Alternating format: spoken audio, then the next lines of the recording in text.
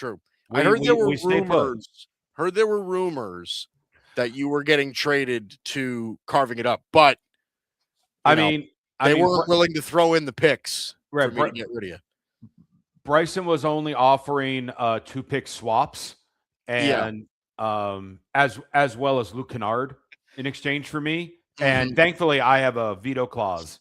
And I was just like, no, that's not enough for Mike Guido. Yeah, Mike can't do a show with just that. That's right. That's right. Imagine me trying to do a show with Luke Kennard, man, and no picks. Geez. And no picks to show for it. What a nightmare that would be. Anyway, we are very grateful to have you here with us on this wonderful Thursday evening. I'm Mike Guido. That's Josh Tariff. It's great to have you here. We have plenty of stuff to go over today.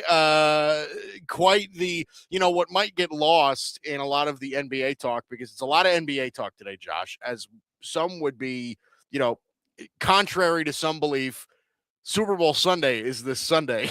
So I heard about that. That's yeah. So there's another game apparently. Yeah, there is. There's one not over with flag football. There's one more NFL game, and that we will discuss, believe it or not, later in the show. I know. I know the Super Bowl discussion is going to probably close the show. Yeah. That's how wild it is right now. Right. Well, here's the thing, too, is contrary to some other people, I know that everybody would be like, oh, you got to start with the Super Bowl. Like, it's the biggest game of the year. How can you not start with that? Well, because everybody's been talking about the Super Bowl already for a week and a half. So it's not like, it isn't like where it's like breaking news, the Super Bowl's here. Like, no, everybody's had 11 days to prepare for the Super Bowl already. So yes, we will make our predictions. We'll talk about that coming up at the end of the show today for the Super Bowl. Don't worry, we have not forgotten about it. But most of the fun this week, Josh, happened with the NBA trade deadline. Boy, was it busy. Cleveland Cavaliers were quite busy themselves. Your Orlando Magic really were not all that busy. I'm aware, and I'm not very happy. I see. Oh boy, we are going to have plenty of stuff to hit on today. Yeah, and with the trades, because obviously we're here and we're going to be breaking down all the trades for you guys. But here's a quick summary of what happened in regards to there were, not counting picks, there were 67 players that were moved. Yeah. 10 of them were all-stars. One a former MVP, one a former Defensive Player of the Year, and multiple players that were all NBA. Yeah, that is insane. It really is remarkable how that's I can't even fathom that. I really can't. How many how the amount of assets that were moved this week. And listen, of all the pieces that could have been moved, Giannis was not one of them. So, and that might be the biggest story out of all this. It that really, Giannis didn't move. Right, exactly. So that is something that is, that's an interesting story in itself. I'm sure that the Bucks asking price for Giannis was through the roof. No team could fathom meeting that price. And the Bucks said, you know what, we're just going to stick with him until the offseason, and there you have it. Like, that's what's going to happen. Yeah, so, and to put it with that, because there was a report that came out that said the Golden State Warriors offered the Bucks 4 unprotected first-round picks, plus who knows what other players, and the Bucks said no. Yeah. So if they're saying no to that, because I can't really imagine any other team offered more draft compensation than what the Warriors provided there. Mm-hmm. You got to think, what is it going to take for a team to possibly get Giannis now in the offseason? Yeah. Is it possible now that the Bucks, because they didn't trade Giannis and they turned down such reportedly lucrative offers, are they now going to be in the business of trying to make him stay? Like, is that the direction they want to go in, where we're like, listen, like we understand that Giannis could want out of here, but maybe we could convince him to, give it another run at it. And I mean, I don't know where this leads, but listen, if look, the Bucks shouldn't trade Giannis just to trade him, right? If they don't get, sure, they shouldn't trade him, right? That's just, you try again in the offseason. But does this kind of open up the window of potentially trying to lure him back to Milwaukee, make him want to stay? So we'll see if that's the case. Okay, like I said, we have plenty of stuff to go over today, but here's the first thing I want to hit on. What is that? Well, what is that? Well, for those of you that are listening and not watching, what Mike is asking with what is that is we have a graphic up of what was probably the biggest bombshell trade that did happen, in which the LA Clippers received former All-Star point guard Darius Garland and a future second-round pick in exchange for James Harden. So James Harden being traded once again, and this time to Cleveland. Yeah. So, Mike, while I reside in LA, you are Mr. Cavaliers.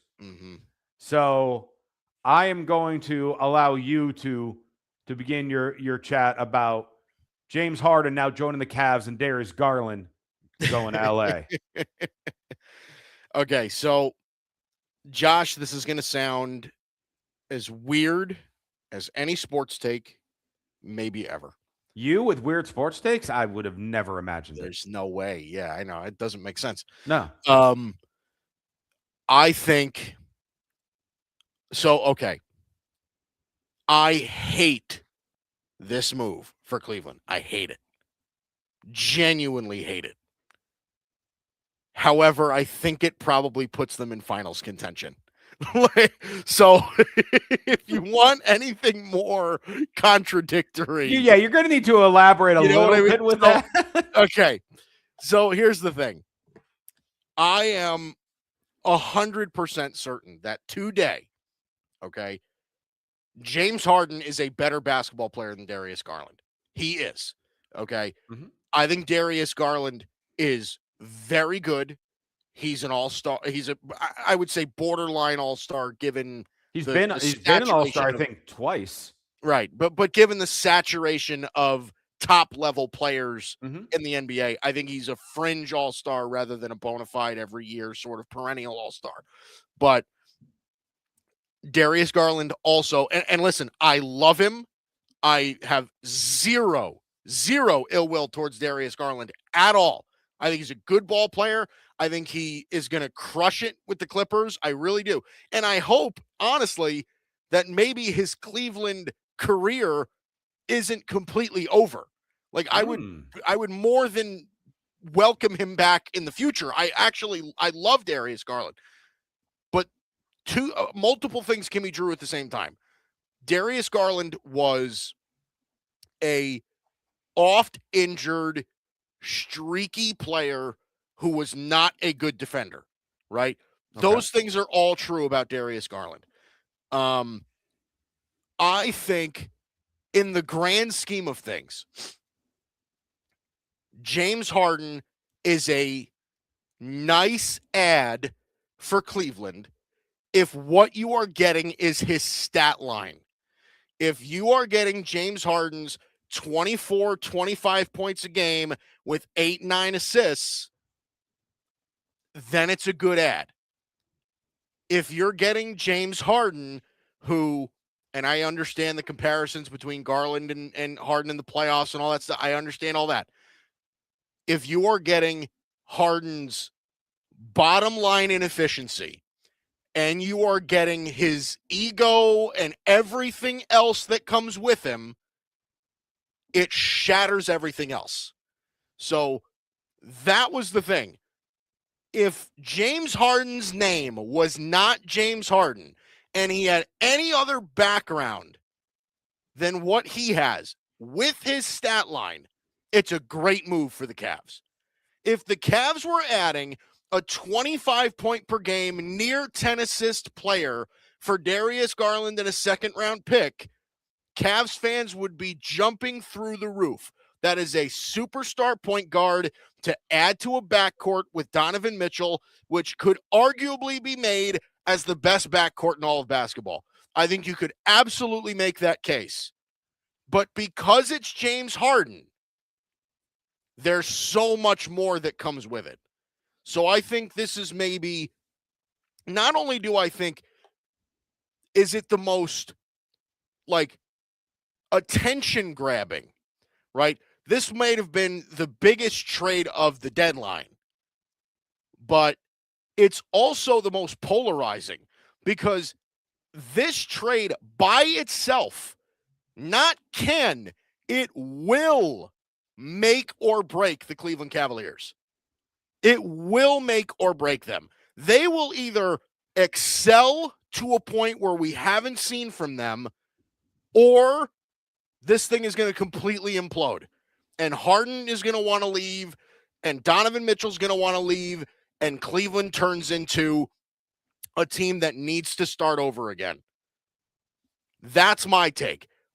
Listen, in the Eastern Conference, Josh, there are 3 teams I believe in. 3. After the trade deadline, there's 3 teams I believe in. The Cavs, the Pistons, and the Knicks. Those are the only teams I believe in right now. But the Cavs could turn this around in a hurry because of James Harden in either direction. So that's my thing. I'm nervous. I hate it. But I think they could be the finals favorites in the East. You and I, whenever we have big points, most of the time we actually agree, and sometimes for different reasons. I can't wait for this. I think you are incredibly wrong. Okay. I think the Cavs have self-destructed already. Wow. Really? And the reason that I think that is one thing that you haven't brought up. On paper, yes, James Harden and Donovan Mitchell, looking at their stats, this is the most dominant backcourt in the NBA. Look at their points per game and what they produce. They produce that because they always make sure they have the ball in their hands. With both of them on the same team, only one of them can have the ball in their hands. And when it comes to the big games, track record shows it should be Donovan Mitchell because he has delivered in the playoffs. Yeah, he has. We know James Harden has never, no matter what team he's been on. So there's going to be a run when he gets acclimated. We're all of a sudden Cleveland's going to win like 7 or 8 in a row and look amazing. Harden's going to be having a blast. He's going to look in good shape. He's suddenly going to have a 25-12 game, and Donovan's going to have a 35 game, and Evan Mobley's going to somehow have a triple-double, and it's going to be like, oh, my God, Cleveland's going to be the team to beat.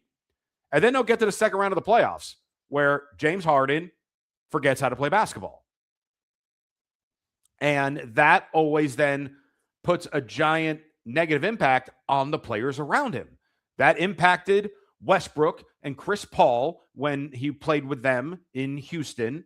That impacted the Clippers. That has impacted any other team. That impacted Brooklyn. That impacted every team that James Harden has gone to. James Harden cannot deliver when the games matter. And when you need your Hall of Fame, All-Star, top All-NBA player the most. And when you look at the grand scheme of things with Cleveland, like you said, and the East is completely up for grabs this year. Any of these teams that you named could win it. And you know what? Boston is still in it. Orlando can still make their way in it. Toronto can still make their way in it. And on paper, Cleveland's got an all-star starting 5 now. I mean, they already had one. Now it's all-star starter starting 5. And it's going to blow up. Why? Because it's James Harden. I mentioned last week how I love being proven wrong, and Sam Darnold has done that for me in the NFL. James Harden has had chance after chance after chance after chance to prove not just me wrong, but anyone who follows the NBA wrong, that he can deliver in big games. And anytime you put him with top talent that is just as high or sometimes higher than him, he dismantles everything and makes it all fall apart. Cleveland is going to end up being maybe the 2 seed in the East going in the playoffs, and they will lose in the second round because that's what James Harden does. And then they will look to trade him again and bring in LeBron for his farewell season. That I think is going to happen.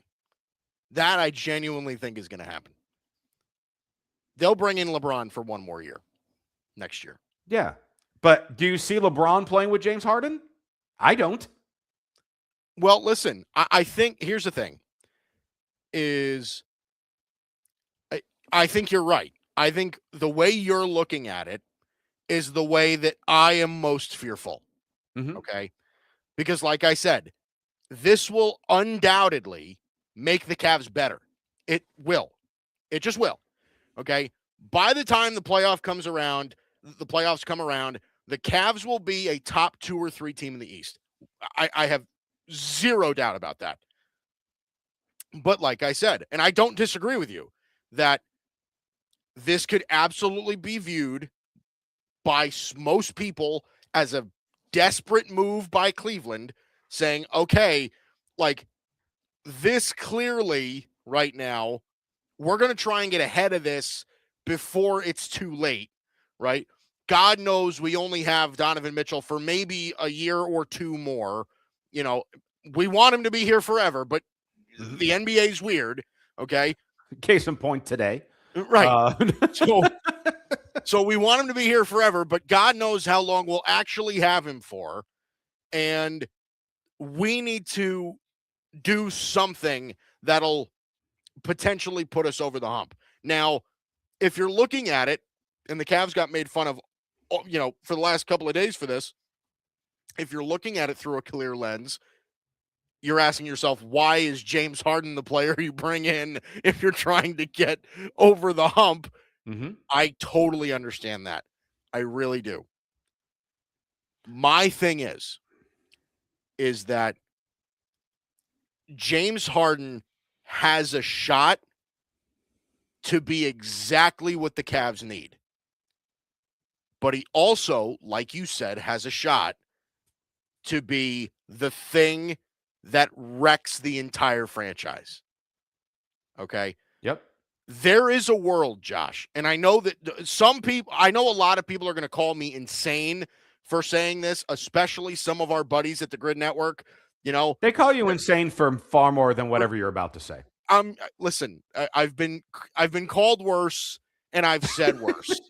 Okay, but I have been told so many times that there's no shot this will work. There is a world that we live in, Josh.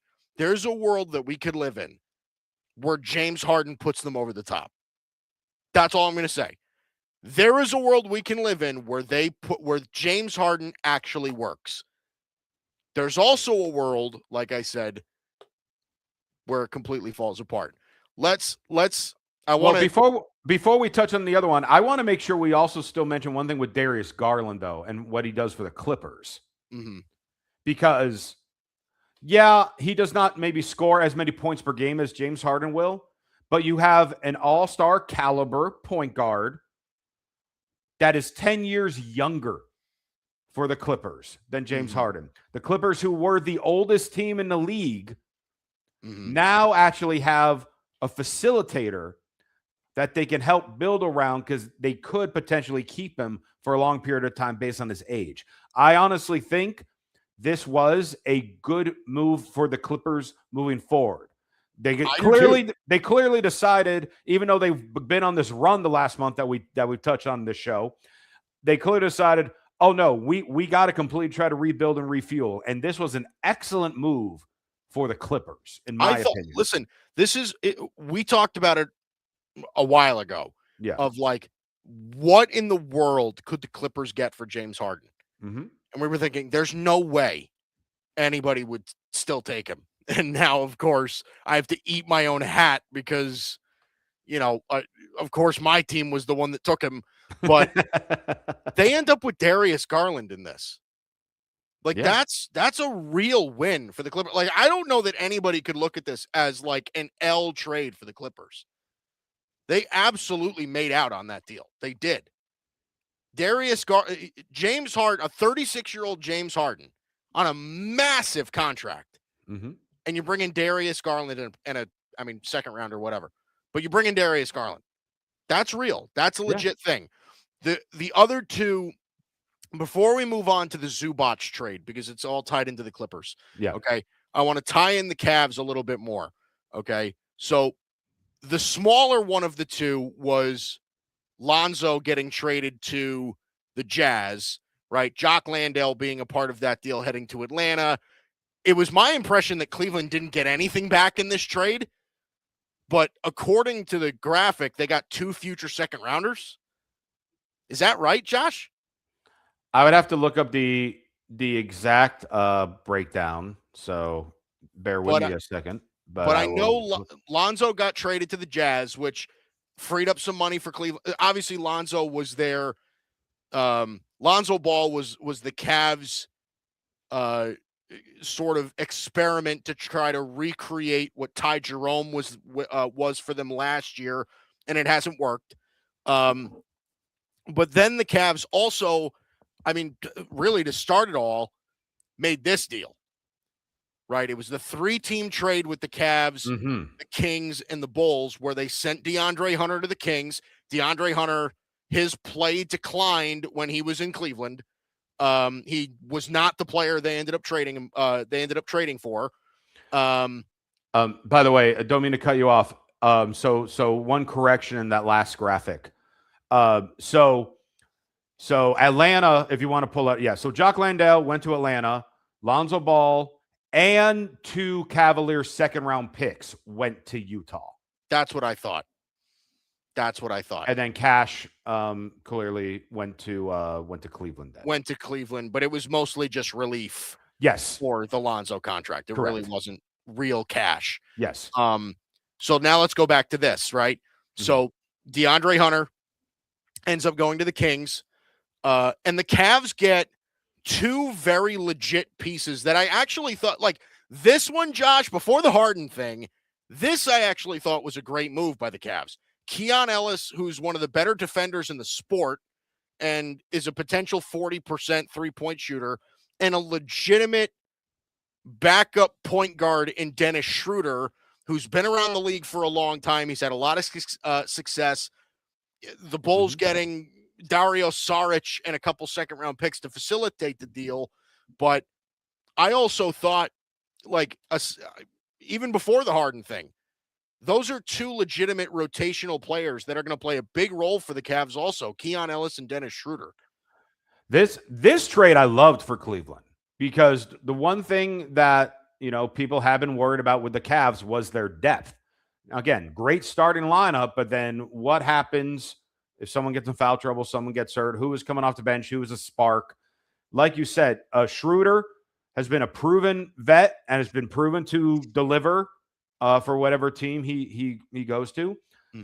Just don't offer him an $84 million contract because he'll turn it down.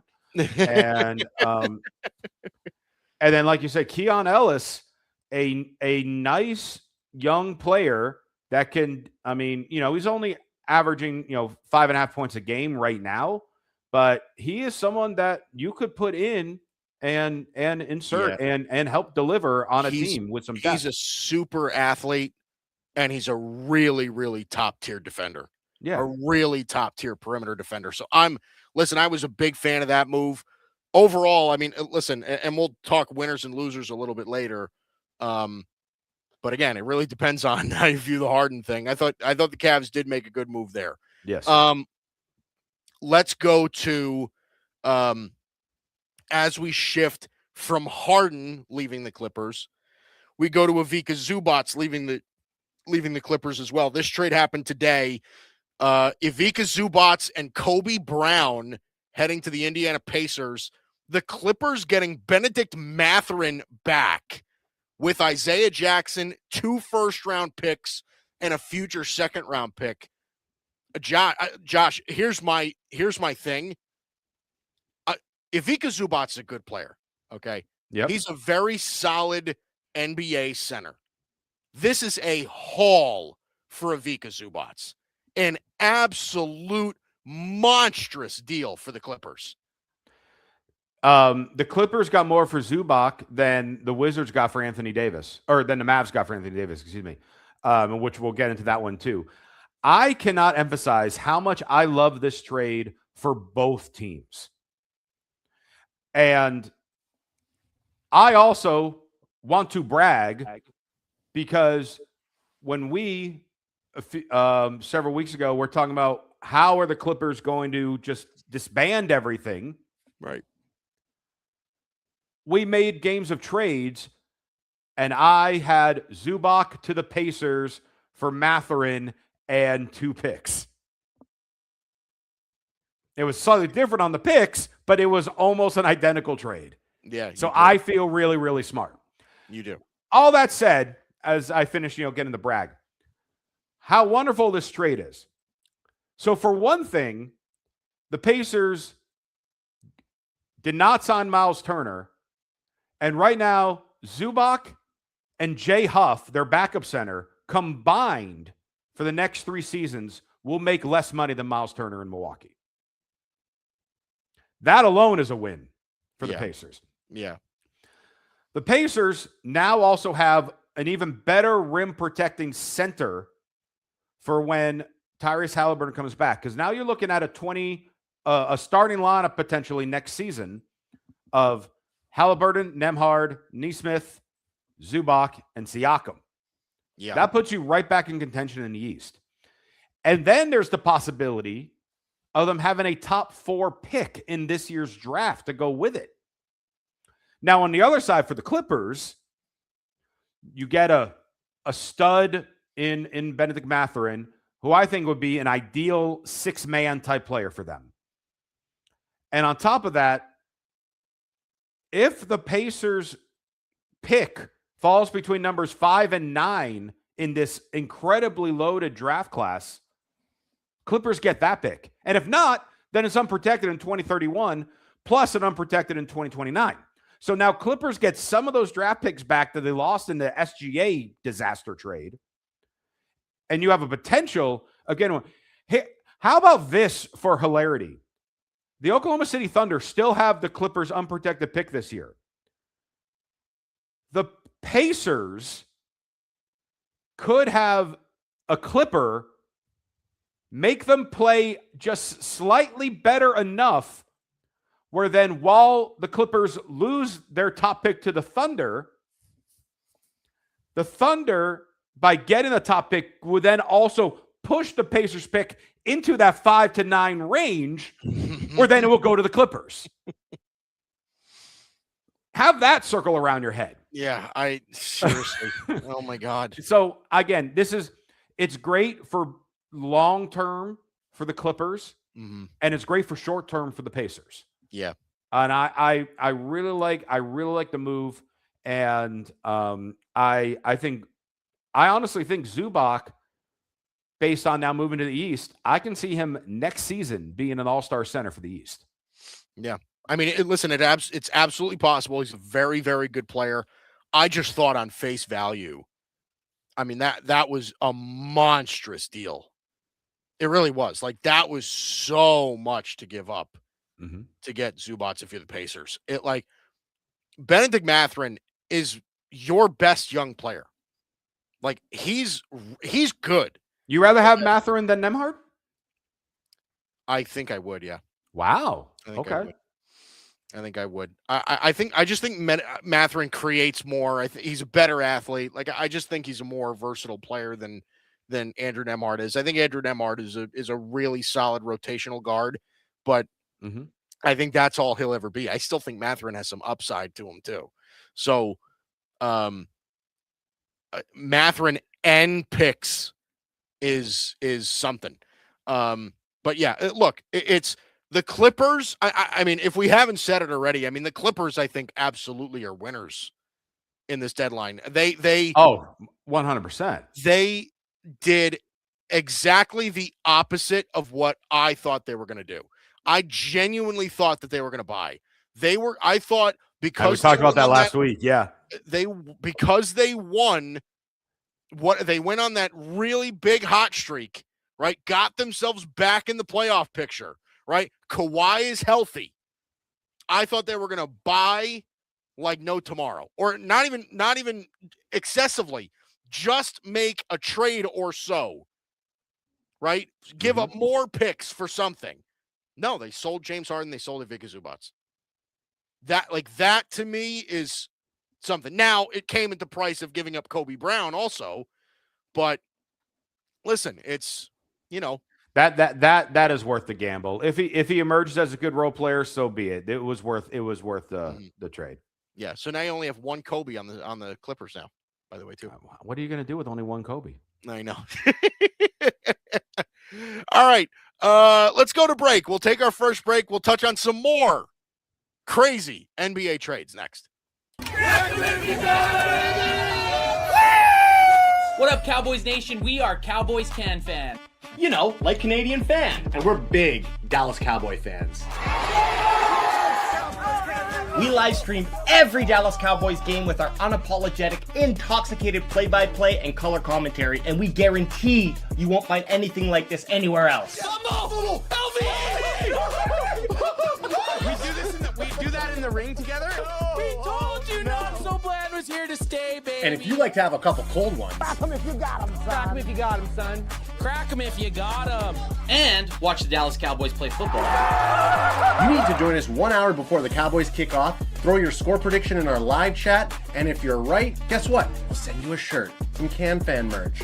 Click the link, check us out, and subscribe if you like what we do. Oh, and remember, BYOB. Yep. Oh, yeah. Bring your own boosh. What's going on, everybody? My name is Bryson Carver, and I'm the host of the Carving It Up podcast right here on the Grid Network, as well as my own personal YouTube channel, Carving It Up with Bryson Carver. On my show, talk about a number of the biggest topics in the world of sports, as well as culture and entertainment, and I include special segments such as Bryson's Best 10, The Ball View, and one of my favorites, Carving Up the Context. I also like to invite special guests on the show to get different insights and perspectives on topics, and most importantly, I love to hear from you, the audience, in the chat below. So check out Carving It Up 3 days a week, Monday, Wednesday, Friday at 6 p.m. Eastern, 3 p.m. Pacific time on YouTube, Facebook, X, and on Instagram. Check the show out anywhere you get your podcasts as well as on the YouTube channel. Appreciate you guys.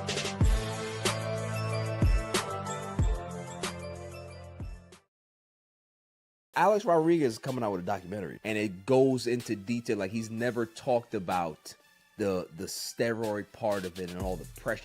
You will do a lot more desperate things to try to stay relevant, and you can see that he was straining to be this person that he wasn't, instead of just being the person that he always should have been. Just, I'm Alex Rodriguez, because of imposter syndrome. He had to be somebody that he wasn't. Goes to the Yankees, gets another big fucking contract. I empathize with that, because when you're this great player and people are looking at you and they're looking through you, it makes you realize that maybe Alex doesn't matter. I have to be A-Rod. Yo, this is Barry Grant Jr. I want to give a big shout out to Mike and Josh, and be on the lookout for more clips from All Even Podcast. This is Patrick L. Brown, lead journalist here at the Grid Network, reminding you to make sure that you check out all of the latest articles over on the Grid's webpage under the blog section. There you will find the hottest takes in sports, mixed in with some mental health articles as well. Dare to be different? Enter the Grid, your new leaders in digital media, sports, and entertainment. As I always say, stay tuned. All right, welcome back to Mike and Josh here exclusively on the Grid Network. I'm Mike Guido. That's Josh Tariff. It's great to have you here. Josh, let's waste no time because we have a lot to get through. We got about 37 more trades to talk about. It's true. We'll kind of try to rattle them off a little bit, but let's spend a little time on the other real big trade that shook everything. and it was Anthony Davis heading over to the Washington Wizards. This was it was such a massive deal. Involved 8 players with picks between the Mavericks and the Wizards. Washington getting Anthony Davis, Jaden Hardy, D'Angelo Russell, and Dante Exum. Dallas getting Chris Middleton, A.J. Johnson, Malachi Branham, and Marvin Bagley with 2 future first-round picks and 3 future second-round picks. Now, again, you got to love NBA trades, right? Because they're so asset convoluted, it's crazy. But it really is. It's unbelievable. But the Wizards now getting Anthony Davis after just trading for Trae Young. I mean, the Wizards are making an effort here to really start improving. So, Josh, what do we think of this from both sides, really? Anthony Davis going to the Wizards. I love this for the Wizards. I do too. And not necessarily just because of Anthony Davis, because we know his injury history.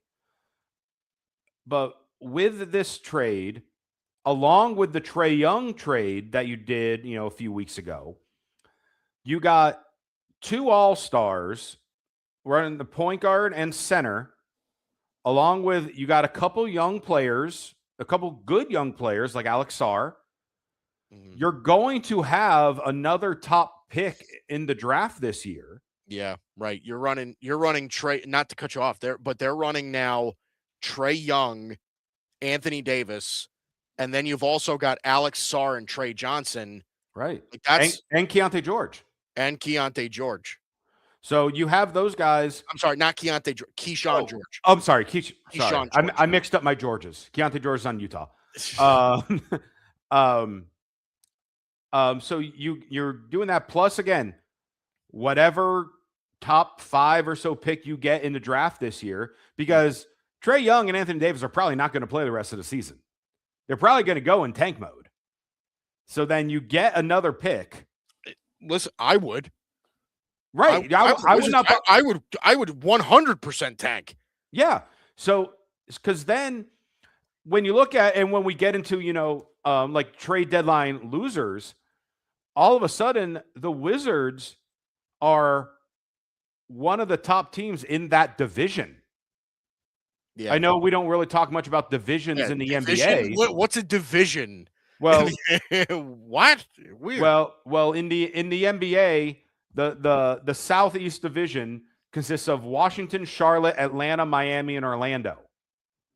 And all of a sudden, with this move, you have Trae and Anthony Davis healthy next year, plus more time to develop for Alex Sarr, plus this draft pick, and then who knows if you bring in another like role player over free agency. The Wizards are building a squad that, as crazy as it sounds, having Trae Young and Anthony Davis is fairly cap friendly, because both of them are on the later stages of their contracts. Yeah. So I love this for Washington. And in regards to Dallas, it is more than clear we are building around Cooper Flag. We got to get rid of everyone around it, which is why I'm kind of surprised that Klay Thompson did not end up moving either for Dallas. But this is now clearly Cooper Flag's team, and the way he's been playing the last several weeks, it shows. Yeah. And now let's just start rebuilding this. But Dallas wins in the long run after giving up Luka, because Luka was the 3rd pick in the draft, and they now got the number 2 pick in that 2018 draft in Marvin Bagley. So they win. All is good. They're ready to dominate. It was the plan all along. They played the long game. They were so pissed that they missed out on Marvin Bagley, but they had a plot. Boy, did they have a plan. It took 8 years, but they did it. I'm with you. I think this is an unbelievable deal for Washington. And I know a lot of people really look at this as like, well, Anthony Day-to-Day Davis, like, of course, like this poverty franchise, training for this injury-prone, soft, frail, whatever. Look, if you're a team like the Wizards and you have been this non-competitive for so long, it's refreshing just to see them make moves like this. Yeah, I mean, I really feel like this is, headed into next season, this will be the most competitive they've been since Gilbert Arenas was their leader. I mean, well, listen, John, and that's not an exaggeration. That's real. No. Okay, yeah. There was a brief period with John Wall and Bradley Beal and all them where they were, solid. But let's be honest, this is now a team that was in the gutter, but now you've got two legitimate all-star players leading your team, and you've got right now a solid number of young guys to kind of front that up a little bit too. And you're going to have a draft pick this year, a relatively high draft pick this year to add to that talent. Now you're building something. Now the Wizards are making a move here. So I am all for this. I think this is a great move for Dallas. Listen, I think what you said is exactly right. They are now building around Cooper Flagg, and that is not a secret. They're trying to recoup some picks. I was surprised that they dumped some, guys like Jaden Hardy and them. But again, you're looking at a team that is just simply, looking to almost start fresh here. By the way, what does Anthony Davis have to do to get away from D'Angelo Russell? Yeah, that's true. D'Angelo Russell followed him from the Lakers to the Mavs, and now he follows him from the Mavs to the Wizards. Is D'Angelo Russell even going to be a Wizard? Are they going to buy him out? I feel like that's a buyout. There are going to be a few players that do get bought out that were in these trades. He might be on the fence. They might just hold him for the rest of the season for fun. I don't know. Maybe hope to build him up a little bit so then they could try to trade him for another second-round pick down the road. I don't know. For fun. For fun. They might just hold on for sport. For sport. Yeah. All right. Let's move to this was an interesting one. And honestly, this trade came out of nowhere because of all the guys that you could have expected being traded from the Grizzlies. Yep, I knew. Jaren Jackson was not the one that I thought was getting moved. Okay. So Jaren Jackson getting moved to the Utah Jazz so it was Jaren Jackson, Jock Landale, who ended up getting moved again. Right. But Jaren Jackson, Jock Landale, John Conchar, and Vince Williams Jr. Okay. So by the way, Conchar and Vince Williams are legitimate role players. Those guys have played legitimate NBA minutes. Mm-hmm.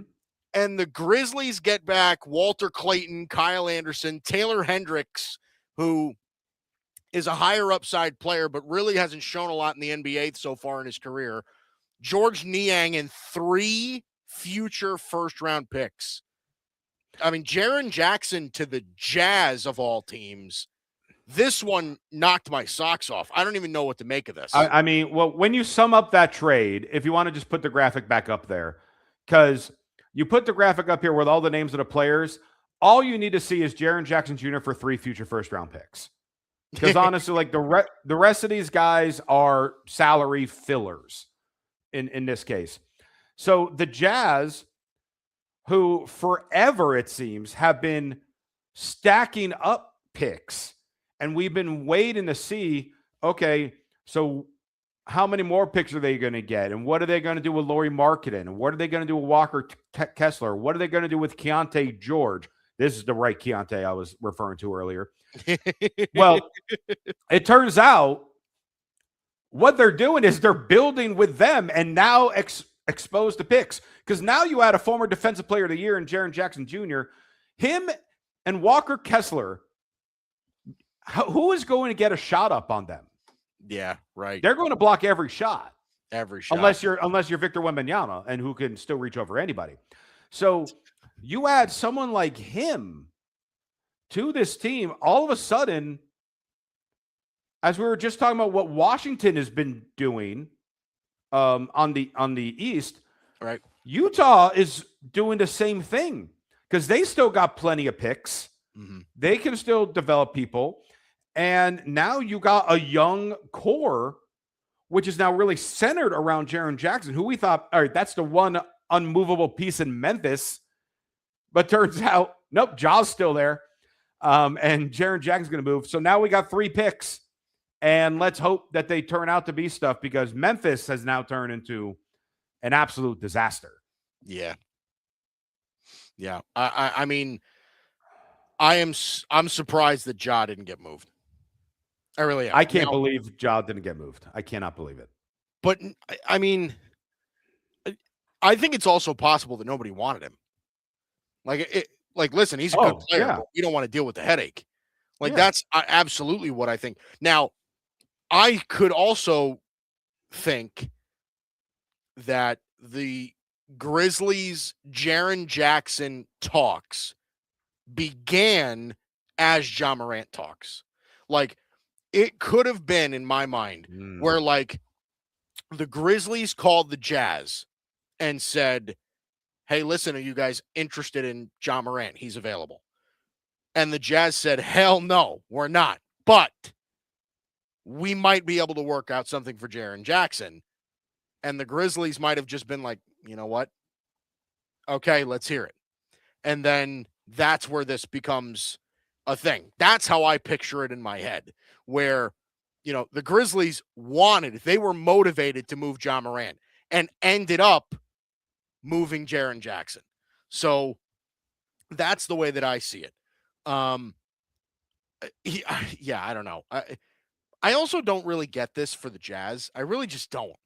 Like, I understand how freakishly good their interior defense is going to now be, right? Walker Kessler is one of the best shot blockers in the NBA. Jaren Jackson is one of the best defensive players in the NBA, if not the best.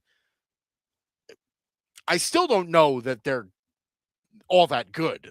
I don't know that they're good at all still. So I don't know. I still have trouble buying into the vision here for the Jazz. They really need to kind of stock up on guards now, it looks like. But and they got Ace Bailey still developing there. Yeah, I mean, listen. They got some players. They do. I got to see more. I got to see more. Okay, you really liked this one. Kobe White to the Hornets. I did really like this one a lot. So Kobe White goes from Chicago to the Hornets. Charlotte gets Kobe White and Mike Conley, and Chicago ends up getting Colin Sexton and 3 future second-round picks. What do you make of this, Josh? I mean, it seemed like, was it last week where we were literally just talking about how the Hornets were playing as good a basketball as anybody in the NBA? They could potentially be building something with what that core looks like, right? LaMelo Ball, with Brandon Miller, with guys like Miles Bridges, and now they add Kobe White to this mix. The Hornets are starting to look like something now. And not only Kobe White, I also love Mike Conley going there. I know, he's certainly not what he used to be, but he still has the leadership and the knowledge and can still be a great facilitator off the bench if needed. So getting both of these guys on Charlotte, again, so Conley backing up LaMelo, and then in return, your Bulls are getting Colin Sexton, who has had moments, but he's on and off injuries, and only second-round picks, because that has turned into the Bulls' MO of second-round picks. The Bulls, to me, were by far the biggest losers in this trade deadline. Ooh, that's interesting. Okay. I know there are a few teams you can certainly argue as far as biggest losers. To me, Bulls have been the biggest, because you look at the players that they have had, not even just for this trade, but over the last few years. And all like the good players that they had, all of them are now gone except for Josh Giddey. And they did not get any stars in return, and they did not get any first-round picks in return. Yeah. So the Bulls organization is in complete disarray. And Charlotte we just talked about last week, they're doing all the right things, and now adding an 18 to 20 point per game Kobe White into the mix of stuff without losing any first-round draft picks and some more leadership from Mike Conley is incredible.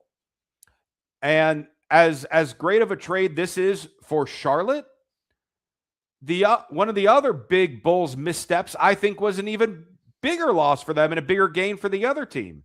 Yeah. I think you know what I'm talking about with that. Yeah.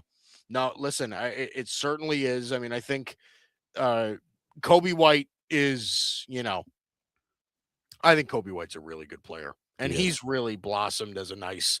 Again, he's been on the brink of all-star the last couple of years too. Yeah, he's really come into his own. He was kind of a master of none coming out of college, and he's really turned into a nice player.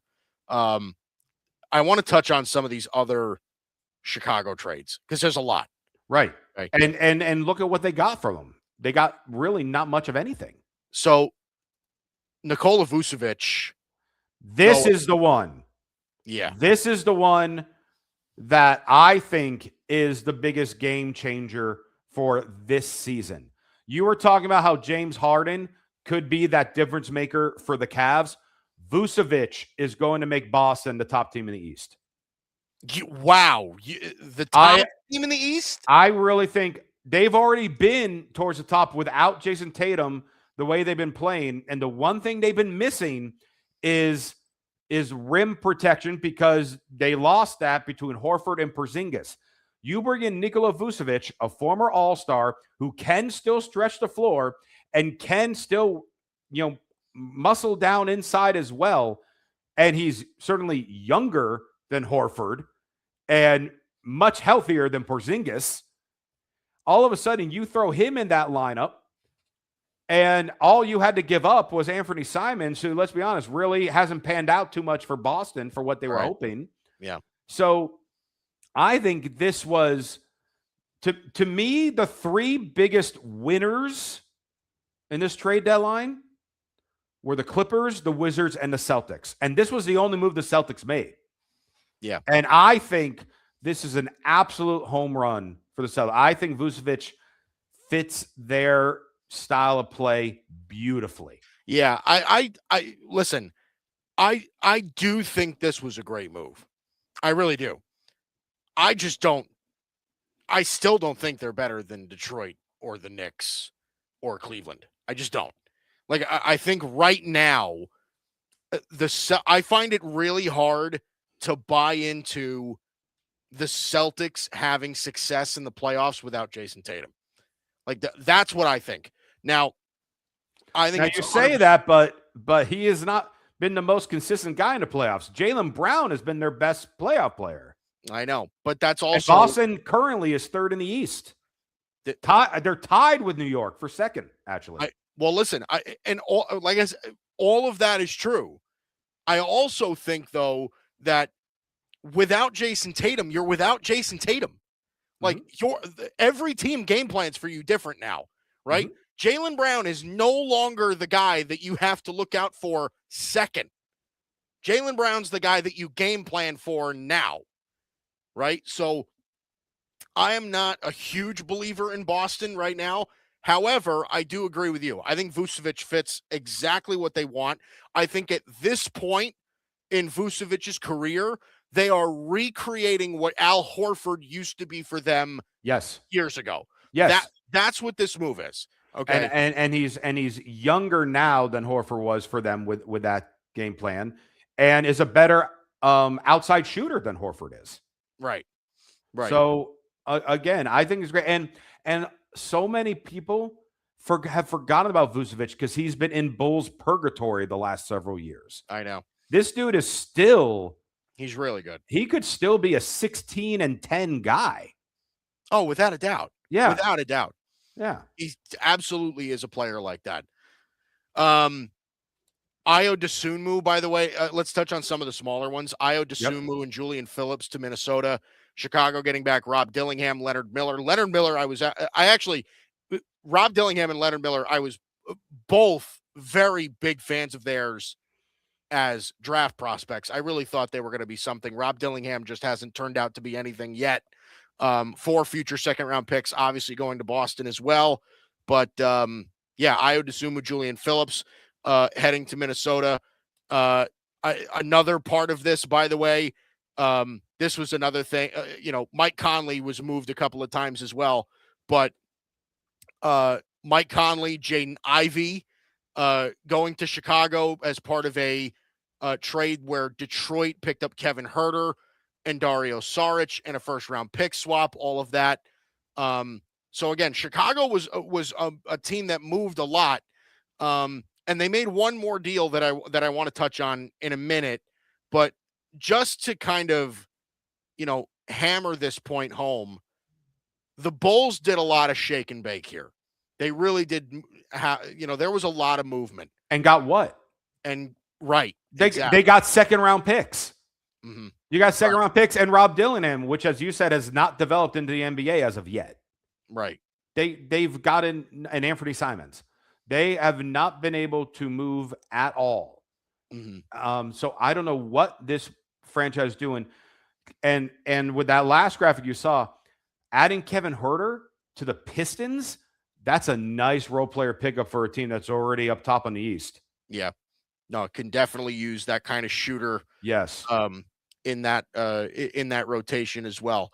The last Bulls trade, and this kind of ties into the trade I want to talk about next, was this trade here, where the Knicks traded Gorshon Yabusele to get Dalen Terry. Okay, this was the minor trade. Okay. Right. But it led to this one earlier today, Yep. where the Knicks then flipped Dalen Terry and 2 second-round picks and some cash for Jose Alvarado, getting him from the Pelicans. I think, of course, I think Knick fans are going to love this. Jose Alvarado is going to become the second most popular Knick behind Jalen Brunson. Probably just because of the way he plays. I have been a huge fan of Alvarado since his rookie year. Mm-hmm. Him on the Knicks is just going to be fun. Coming off the bench, backing up Brunson. Mm-hmm. I love this move for the Knicks. I absolutely do. He defines the word hustle. Great at getting some steals, some big clutch minutes when people are in foul trouble. I love Alvarado being added to the Knicks. Yeah. Yeah, I'm a big fan of this one too. I really am. What does that mean for Tyler Kolek? Right? Now, I think Tyler Kolek is a really nice role player for them, and he's got a really bright NBA future. Does Jose Alvarado kind of take away his minutes? Right now, I would say yes. He probably has to, right? I mean, there's no way. Jose Alvarado, Tyler Kolek are both smaller guards that are going to back up a small guard. Mm-hmm. You know what I mean? Like, it's I don't know that you can fit that many 6'1" point guards into one rotation. Hey, man, hey, I'm 6'1". Are you saying I don't fit into many NBA rotations? You're 6'1"? I am. Oh, I wish. I'm 5'11". Another reason why I'm superior to you. I know. I'm a short king. What can I say? I'm a short king. 5'11" is not a short king. Let's get one thing straight. I have this argument with my wife every day because my wife is 6 foot. Okay. So wow. Okay. My wife is 6 foot. I'm 5'11". I'm an inch shorter than my wife. Okay. I say this all the time. Any man under 6 foot is a short king by today's standards. You know, the world average height for a man is 5'8". Yeah, I know. It doesn't matter. So the average height for a man in the world to you is a short king. 100%. 100. Well, and listen, if it were my world, it wouldn't be that way. But I don't run the world. Okay. I don't control the way people view men under 6 foot. Okay. If you are a man under 6 foot by today's standards, you're a short king, period. You just are. But congratulations, Josh. You don't have to worry about that because you, my friend. Well, I've never been called short. I will say though, there was this was just a few months ago. For I know you know, Mike, and those of you that might not know, I also work in pro wrestling as a manager and personality. And I did this segment at a wrestling show where it involved a 7-footer, a guy who was like 6'7", and a guy who was like 6'6".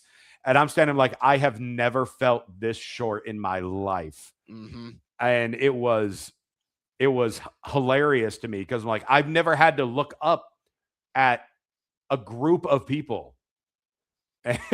Yeah. It's just, I felt like a short king. Yeah. Yeah. That's what it feels like. Good to know. That's what it feels like. That's what it feels like in my marriage every day. Just so you know. Okay. I'm kidding. I love you, honey. Anyway. Do you stop her from wearing heels? She stops herself. Okay. I don't have to tell her. She says she doesn't care that she's taller than me, but she does. She does. Oh, all right. I'm going to cry myself to sleep now. Hour 2 coming up next. Cowboys Nation, what up? It's your boy EJ Savage over here at Boys in the Zone, where it's everything Cowboys related, from the latest news, off-season talk like training camp and draft analysis, and of course, during season game breakdowns and commentary. Would love to see you in the chat kicking it with myself and other members of Cowboys Nation, whether it be a guest that I myself bring in, or Cowboys fan forum videos where I bring you guys on, or even other chat members. We're always live on Twitter and YouTube talking the boys, so really the only thing left to say is, how about them Cowboys? See you there. Peace.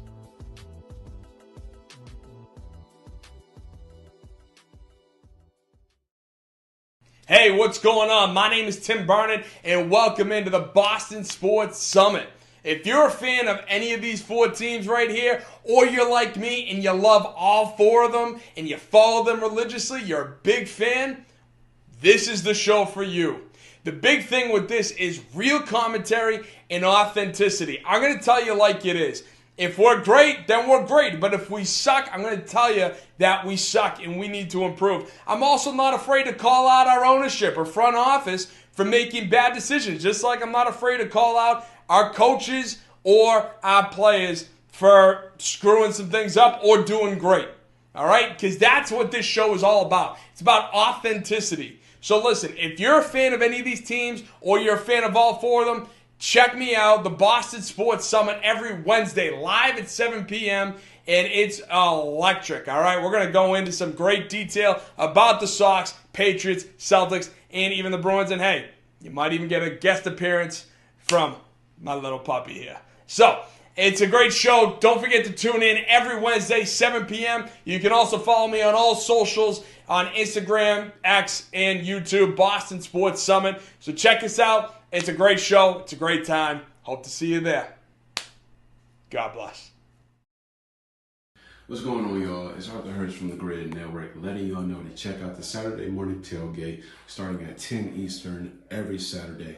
Check us out on YouTube, X, Instagram, wherever you get your podcasts. Tune in for some humor, some great analytics between me, my boy Bryson, and Tim. Again, Saturday morning tailgate every Saturday at 10 Eastern on the Grid Network. See you out there.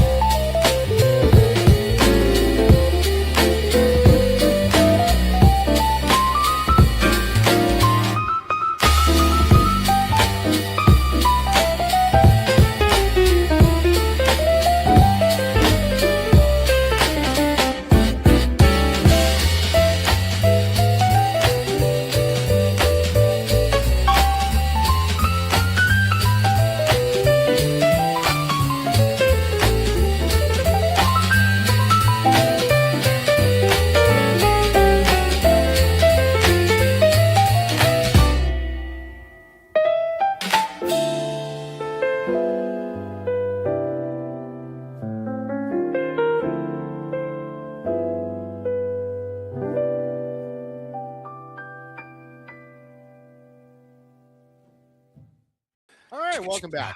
Hour number 2 of Mike and Josh. Hope you're all relaxed and enjoying your evening tonight with us. I'm Mike Weedle. That's Josh Tariff. It's great to have you here. And boy, so busy first hour, Josh. Very busy. Yeah, I mean, we're just still unloading all these NBA trades. We have a couple more that we need to break down, but then we still got to talk a little bit about this whole Super Bowl thing that's happening. I'm not too familiar. I mean, apparently it's a big game of some kind. That I guess they're determining a champion. I don't know. Listen. By the way, everybody I talk to about the Super Bowl is so unexcited about it. Like everybody's just like, I really could care less. Like I'll go for the wings, but it's not like I'm all that invested. I think a lot of people are really disappointed in this year's Super Bowl, which is crazy because this year was just so much unpredictability of there were so many teams that could have been there. Yeah. No, I'm with you. I agree. I think it's gonna be a fun game. But everybody I know is just like, who cares? I'm like, okay, all right. All right, let's how about this one, Josh? Okay, as we continue to break down some of these NBA trades, and and again, we're out of big trades. None of these trades are big anymore. But well, there's still one that was of a decent size that we haven't gone over yet, but we'll go over it after this one with the Sixers and Thunder that you just posted here. Yeah, Jared McCain going to the Oklahoma City Thunder. I'm actually surprised that Philadelphia traded him for a first-round pick and 3 future seconds. Why are second-round picks even a thing? I mean, they just get lumped into every trade in like okay. Because everyone can find their Nikola Jokic. They can find their Nikola Jokic.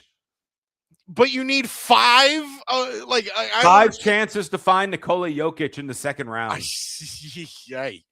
But Jared McCain to OKC, it gives them, I mean, again, another guard piece, I guess, right? I mean, that's something.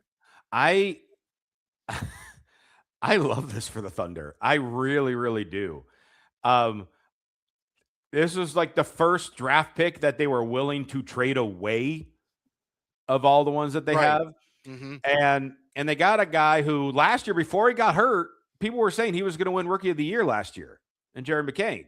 Yeah. Then he unfortunately got hurt, was out of the running.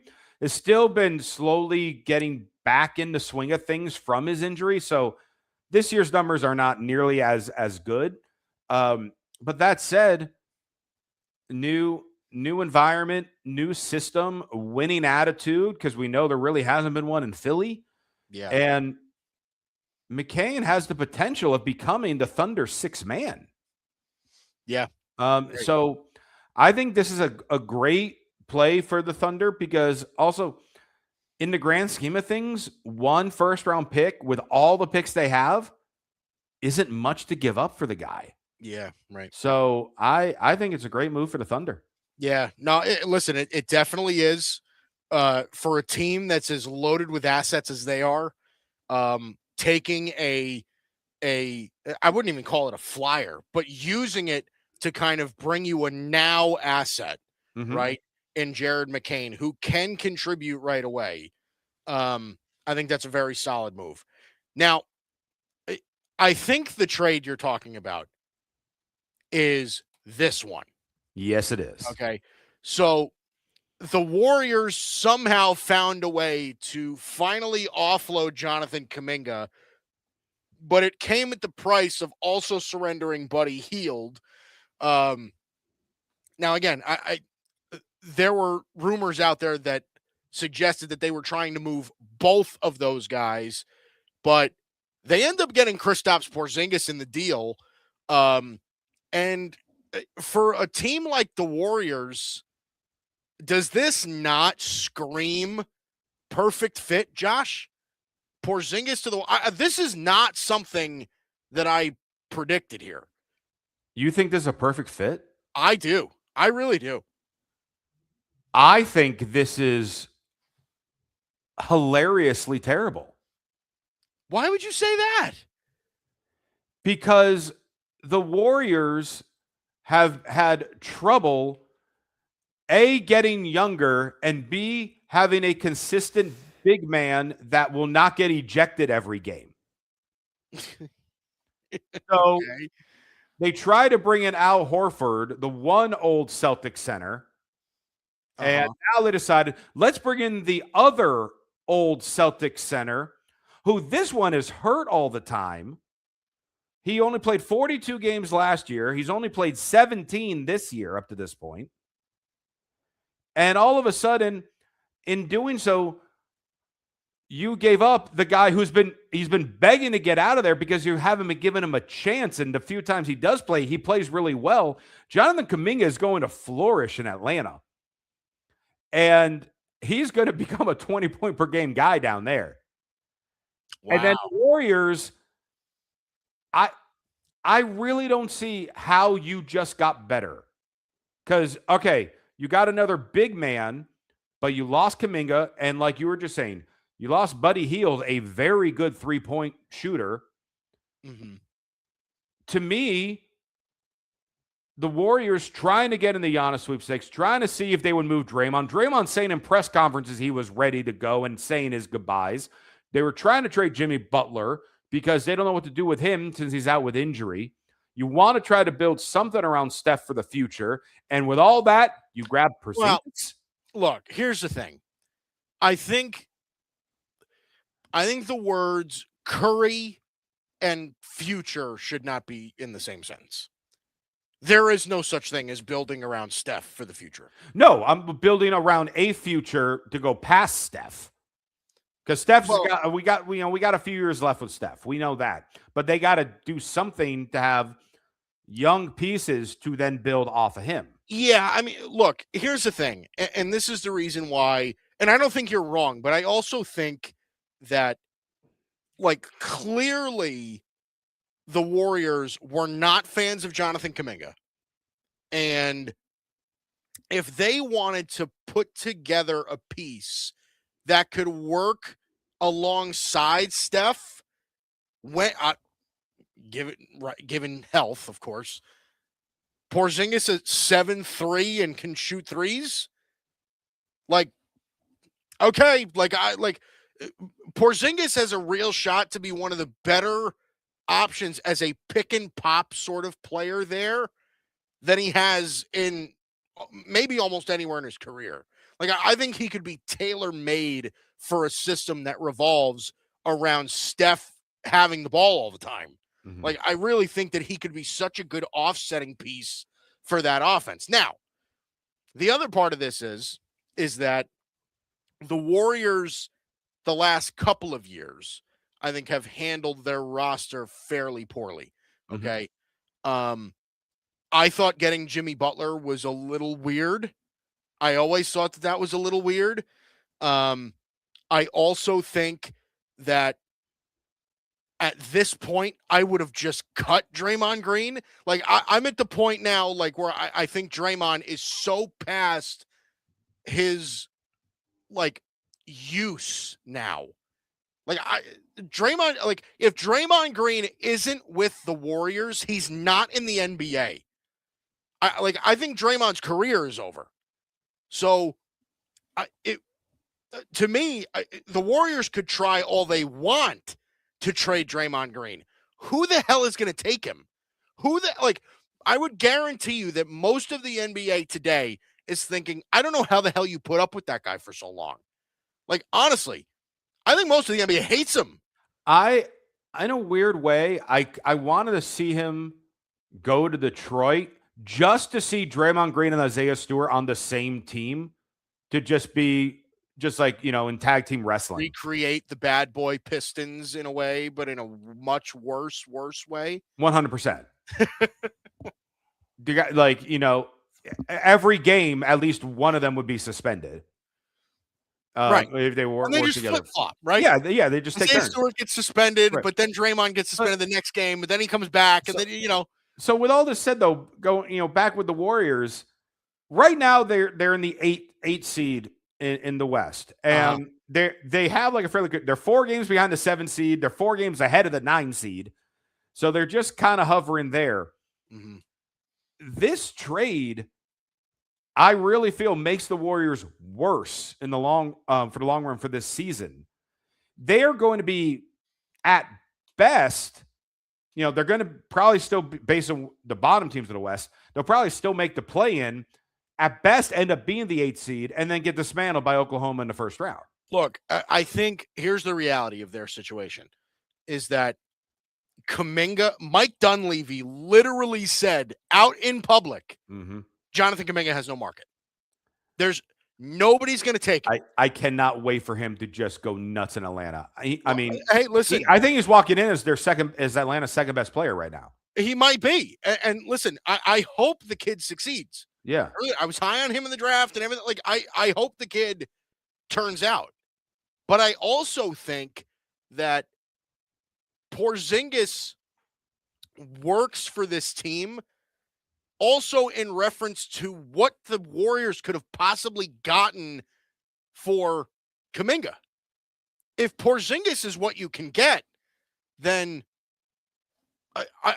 it's hard to think that you could do much better, right? If you can find a former All-Star who is, again, 7.5 feet tall and hits threes, is, like that. If that's the best you can do, well, to me, I think that's pretty. If you've given up on Kuminga already, Buddy Hield is not helping you win a championship anytime soon. He's not. He's a really good 3-point shooter, but on your roster, he's not helping you. Sure. Porzingis fits what they do, at least in my mind. All right. Over under 12.5 games he plays this season for the Warriors. Under 100%. 100%. I'm also somebody that prays in the Warriors' downfall. So, oh yeah, it's great. Great. Love it. And then here's the other one that I think is worth talking about, because you want to talk about like a good role player going to a championship contending team, or at least one that is vying for that sort of level of competition here. Luke Kennard going to the Lakers, I think, was a really underneath sort of move that just gives them another sort of shooter, shot creator off the bench. You're getting rid of Gabe Vincent, who really isn't doing anything for you, and a pick that's 6 years away in the second round. This, I think, was a really nice flyer move for the Lakers. It's okay. I mean, is it an improvement from Gabe Vincent? Yes. It is definitely an improvement. It's an improvement there. Is it something that's really going to help them move the needle and become a deeper threat in the West this year? No. Probably not. No. I mean, again, he's not a bad player. He's a decent role player, but I mean, he's playing a lot more minutes than I thought he was, actually. Now that I'm looking at his stats, he was playing 20 minutes a game off the bench for the Hawks this season. Right. With getting about 8 points a game. And how many threes is he taking a game? He's only shooting 3 3-pointers a game. You would think someone who's pretty much only known for 3-point shooting would be shooting more. Mm-hmm. I mean, yeah, it's fine. It's not going to make the Lakers any better of a team, though. They just got to give Bronny more minutes. No, I'm kidding. That goes without saying. Yeah. You sure you don't want to spend a whole ton of time on Vit Krejci going to the Portland Trailblazers? Oh, I have a whole pick? PowerPoint presentation for this. Oh, okay. I got you. I'm kidding. I had to Google who this guy was. Tyus Jones to the Dallas Mavericks. Well, let's touch on this. Not that Tyus Jones going from Charlotte to Dallas. My Orlando Magic, because as of about 24 hours ago, Tyus Jones was on the Orlando Magic. Uh-huh. Now, it was clear that he was not working on that team. I did expect him to get traded. And I know, based with what the amount of draft picks that we did in the offseason to trade for Desmond Bane, who I love and I think is doing great things for Orlando, I knew we were not going to be getting any type of big-time player in this trade market, and I was fine with that. It has now been 5 seasons where the in-season trade deadline the most Orlando has gotten was typically cash considerations. Orlando, record-wise, has been in the same boat for the last 3 seasons. Even though our players have been getting better, we've dealt with injuries and things of that nature, where we're just hovering over 500. Yeah. And Tyus Jones, while okay, he might not work, we traded him and 2 second-round picks. Yeah. For cash to get under the cap. So Orlando's frame of mind for the trade deadline was, let's get a little under the cap for now, and we'll have to surrender 2 more picks, being their second round, but 2 more picks and a player instead of trying to get our team better. Yeah. So I really don't understand what Orlando was doing. And as much as I don't understand what Orlando is doing, I mentioned the Southeast Division of Washington, Charlotte, Atlanta, Orlando, and one other team that we haven't touched on, Miami, because they were the only team in the East who did not do a single move. Yeah. Yeah, they didn't do anything. What is happening in Miami?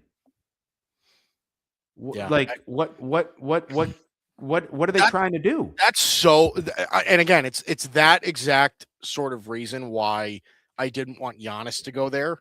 Mm-hmm. Because I feel like Miami is such an uneventful team right now. They just are. Like, nothing excites me about the Heat right now. Nothing. Oh, no, not at all. Nothing. So, I don't know. I'm, whatever. Oh, here we go. Ready? Here we go. Oh, you had another one. All right. Chris Paul. How we forget about this? Chris Paul going to the Raptors. How about that? Now, listen, this, Josh, puts them over the top.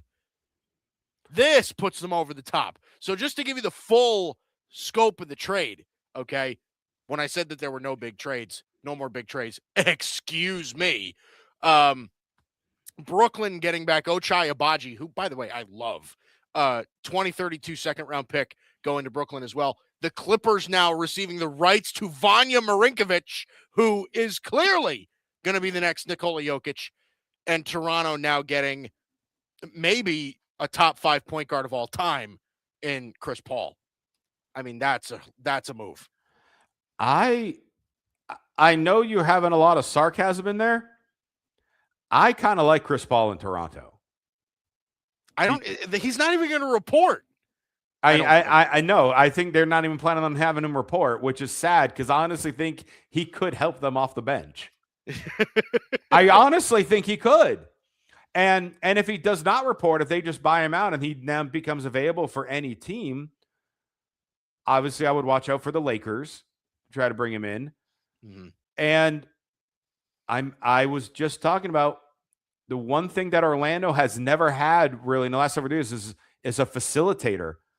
I got no problem having Chris Paul on our bench and bringing him in to be a backup point guard from time to time.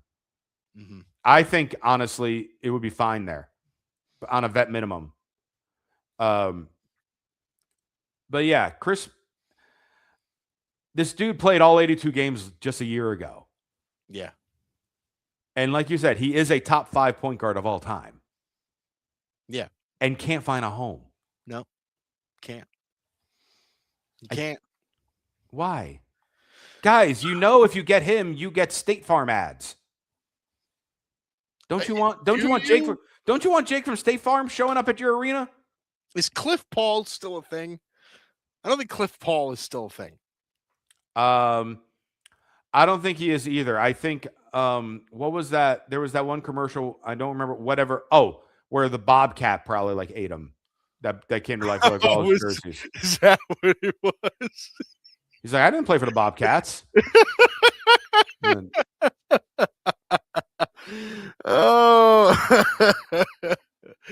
Oh my God, it's too funny. Okay, I think that's it, Josh.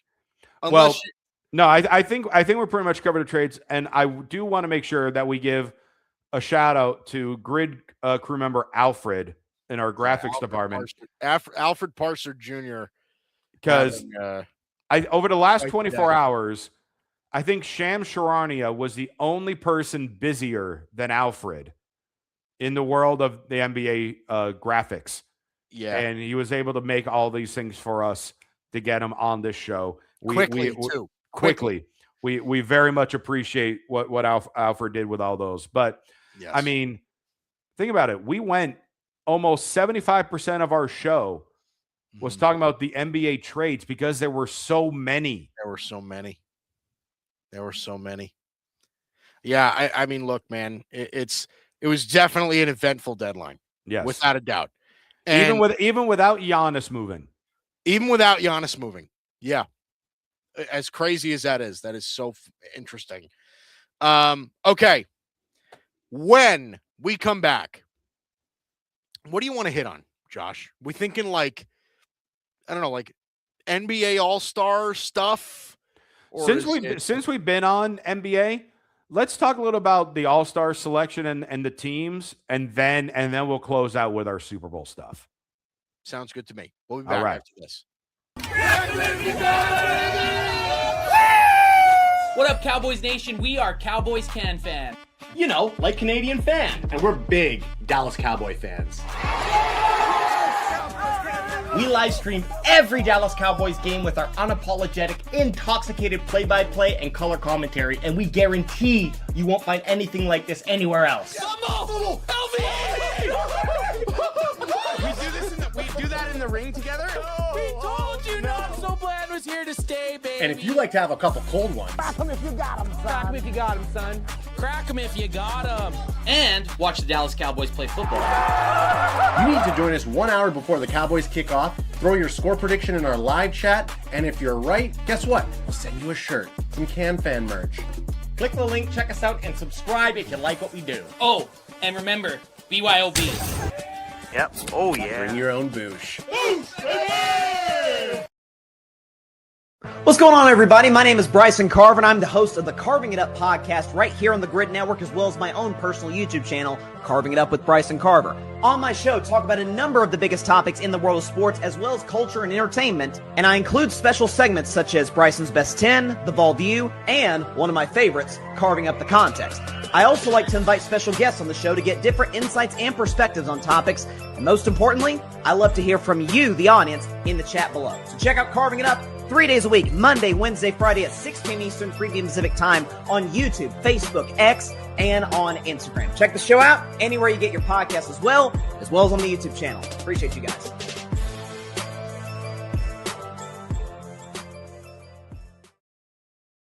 Alex Rodriguez is coming out with a documentary, and it goes into detail. Like, he's never talked about the steroid part of it and all the pressure.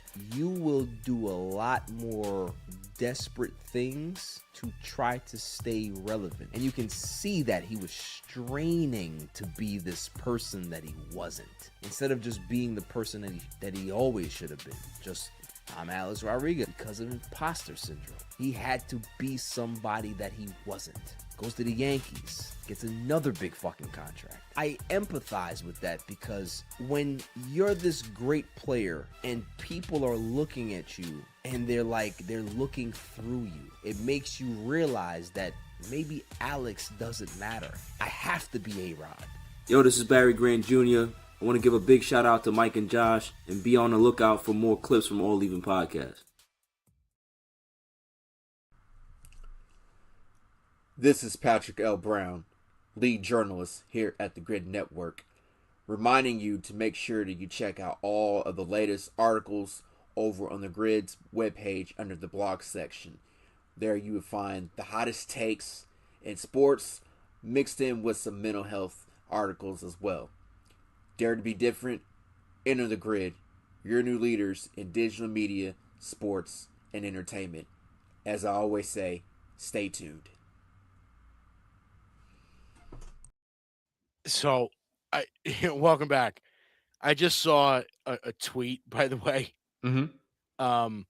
And this is not to make anything political or anything of that nature. This has nothing to do with politics, I promise you. But somebody tweeted that I guess I forget, I don't know who it was, but somebody came out with like a presidential poll for like the potential Democratic candidates for the 2028 presidential election. So it's like Kamala Harris, 34%, Gavin Newsom, 20%, Josh Shapiro at 10%, Pete Buttigieg, and it just lists a bunch of Democratic candidates. And somebody quote tweeted, because we're talking about the NBA, somebody quote tweeted it. I just thought it was hilarious. They quote tweeted it with a picture of the top 9 picks from the 2013 NBA draft, as if they're all busts. Was that the Anthony Bennett draft? Yes. 2013 Anthony Bennett draft? Oh, God. That was the most so hilarious. And again, regardless of what your political beliefs are, I'm not poking fun at anybody. I'm just saying that's really funny. I find it amazing how creative people can get on Twitter. It really is something else. Bonus points, by the way, Josh, if you can name the top 9 picks of the 2013 NBA draft. Oh, God. Well, I remember Anthony Bennett was number 1. Anthony Bennett was number 1. Oh, you don't have to name the teams. No, well, give me what team, give me a team, and let's see if I can remember the player. Sure thing. All right, so the Cavs obviously took Anthony Bennett, number 1. Yes. Orlando at number 2. Oh, well, I should know this then. Yeah. That was Victor Oladipo. That was Victor Oladipo. Very good. The Wizards at number 3. God.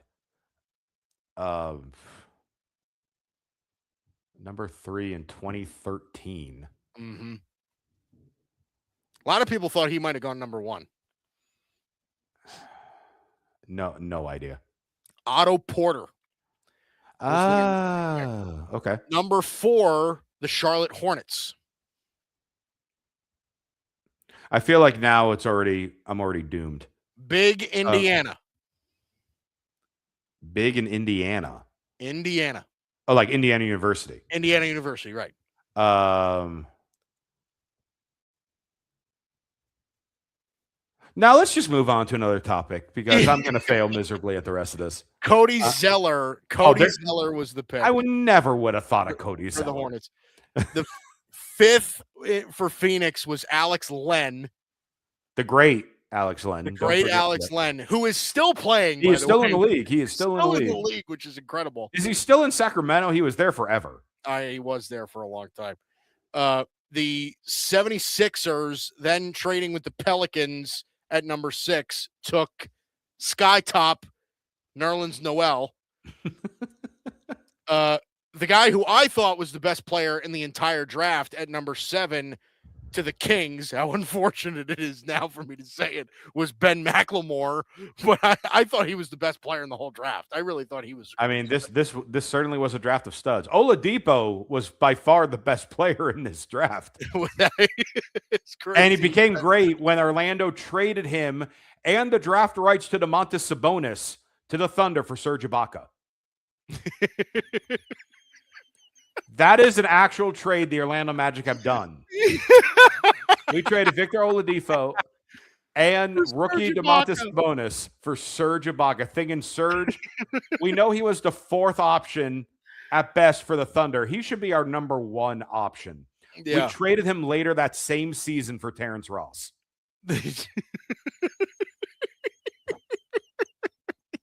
Needless to say, that was the last season of that general manager. I'm gonna pass out. You have to stop talking.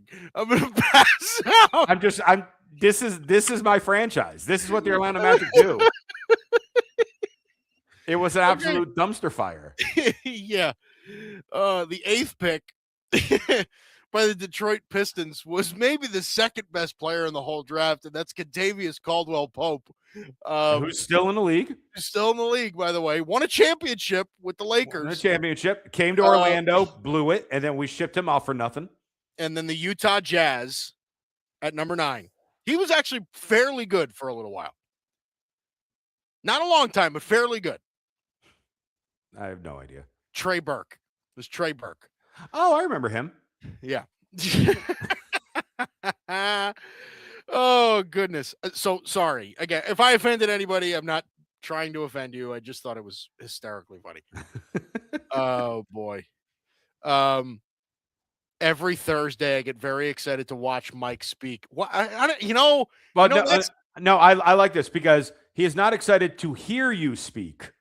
He's not excited to hear the words. He just likes watching you speak. Yeah, right. Exactly. The Magic have always been an odd move franchise. Thank you for pointing that out. Like, I had no idea. Yeah. Hence our main trade deadline move was to get money and give up more draft picks. That's what we did. All right, Josh. So the NBA All-Star selection system that they've got going on right now. Speaking of odd moves. Yeah. Yeah. So you texted me about this. And you here, let me see if I can hold on. I'll pull it up now. Sure. And it says the terrible NBA All-Star selection / format. So I'm assuming you have an opinion on this? Well, let's be real. Pretty much every All-Star game format is a joke in any sport. Every sport. Baseball, I think, is the only passable one. Because they're just still doing AL versus NL. So it's still like something with it. Even though, I enjoyed when it actually had like home field advantage for the World Series. Because it actually then meant for something. Right. But then the players got mad that they needed to take that game seriously. So now they don't have that anymore. Right. So the Which NBA, is, by the way, inherently the problem with All-Star games altogether. But yes, I digress. So the NBA has been trying to change their All-Star format at what almost feels like a yearly basis now. There's been no consistency. And by the way, in the world of companies and corporations in building your culture as whatever culture you want to build in your company, in your franchise, etc. Yeah. You need to follow a certain plan for 18 to 36 months before people start getting used to it and start responding to it. Being that the NBA changes this every 12 months means nothing is happening with it. Yeah. So this year, we decided, hey, we have so many good players internationally. Why don't we do U.S. versus the world? And it's like, you know what? They could have come up with worse concepts. Okay. The futures game last year was a joke. Yeah. So we'll have, we'll pick all-stars and it'll be the U.S. versus the world. Got it. Cool. Oh, no, wait. Let's have more fun with it. Let's have it be a 3-team round robin and have 2 American teams and 1 world team, 3 teams of 8 players each, where they're playing, I think it was to 40 points. Yeah, right. And so that just sounds idiotic because the way none of these teams play defense anyway, a team will get to 40 points in 10 minutes. Mm-hmm. And then you look at the selections, you look at the teams. So now I'm not counting about there are going to be players that are not playing due to injury, but these are who was selected. This is the world team. The world team. Giannis Antetokounmpo, Denny Avdija, hell yeah to you because you're having a great year in Portland. Luka Doncic, Shai Gilgeous-Alexander, Nikola Jokic, Jamal Murray, Pascal Siakam, Victor Wembanyama, and Karl Anthony Towns. Who the hell is beating the team who has literally the top 5 best players in the NBA today? Because, newsflash, in some order, Giannis, Doncic, Shai, Jokic, and Wembanyama are the 5 best players in the NBA. And then you're adding these other guys with it.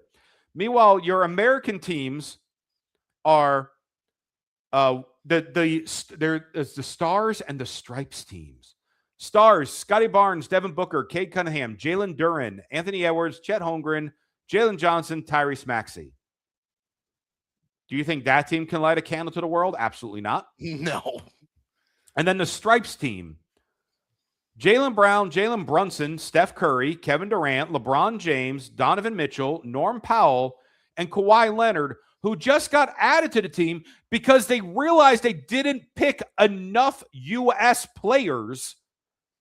And like, Karl Anthony Towns can actually technically work for both, so we'll move him to the world team so we can get Kawhi Leonard on where he should have been on to begin with.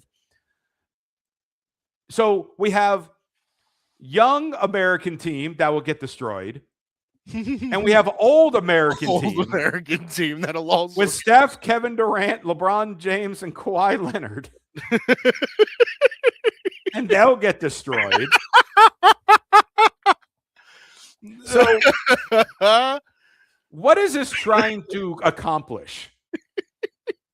Like, what can this game possibly try to... What this accomplishes is that Americans need to learn how to play basketball again. Yeah, right. Because those world team, I mean, the 8 players on the world team would be in the 15 best out of all this. And they have 1, 2, 3, 4, and 5.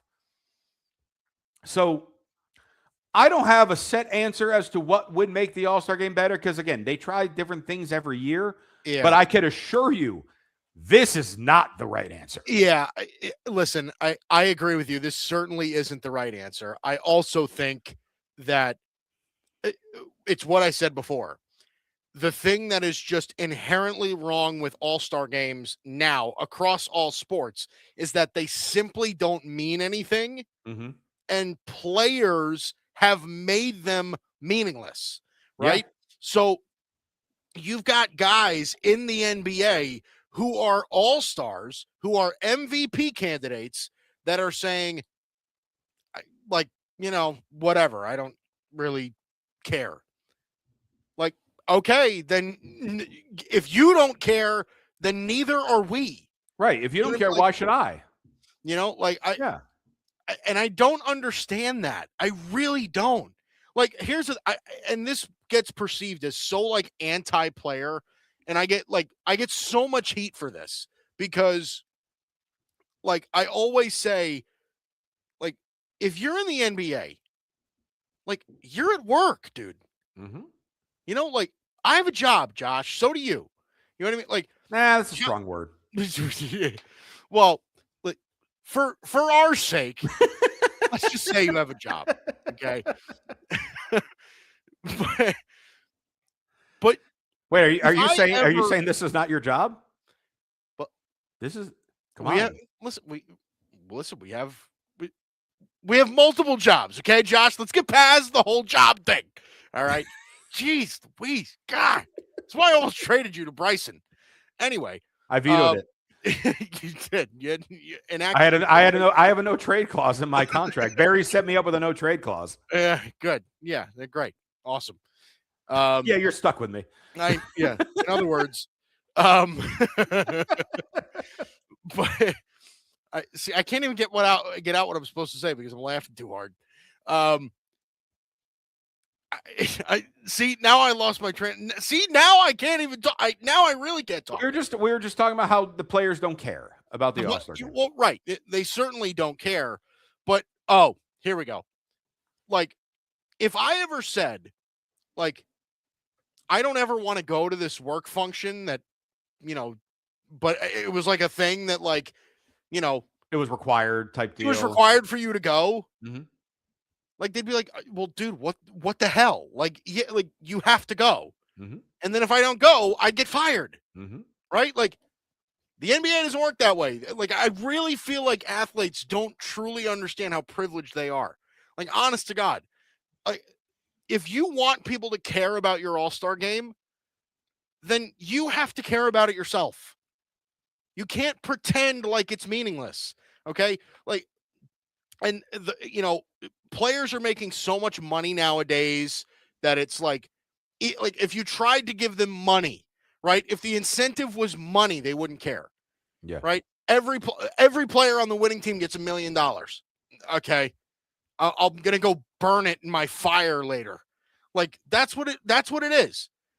So I listen, because people really don't get how the All-Star game in the NBA could be the most exciting thing you can watch. Mm-hmm. You know what I mean? Like, imagine 20 of the league's best players playing at their absolute best against each other. Imagine that. Yeah, it'd be great. And think about it. Let me put it to you this way: the game this year is at Intuit Dome, the Clippers. Yeah. It is a 45-minute drive from where I live. I have absolutely zero desire to try to go to this event. Of course not. Why would I want to go? Of course not.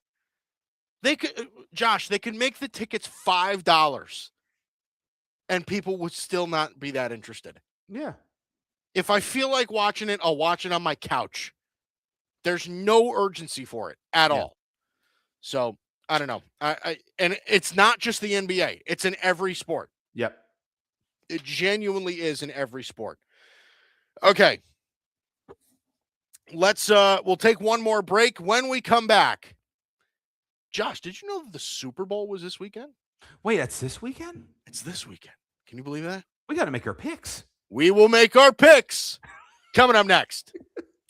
Cowboys Nation, what up? It's your boy EJ Savage over here at Boys in the Zone, where it's everything Cowboys related, from the latest news, off-season talk like training camp and draft analysis, and of course, during season game breakdowns and commentary. Would love to see you in the chat kicking it with myself and other members of Cowboys Nation, whether it be a guest that I myself bring in, or Cowboys fan forum videos where I bring you guys on, or even other chat members. We're always live on Twitter and YouTube talking the boys, so really the only thing left to say is, how about them Cowboys? See you there. Peace.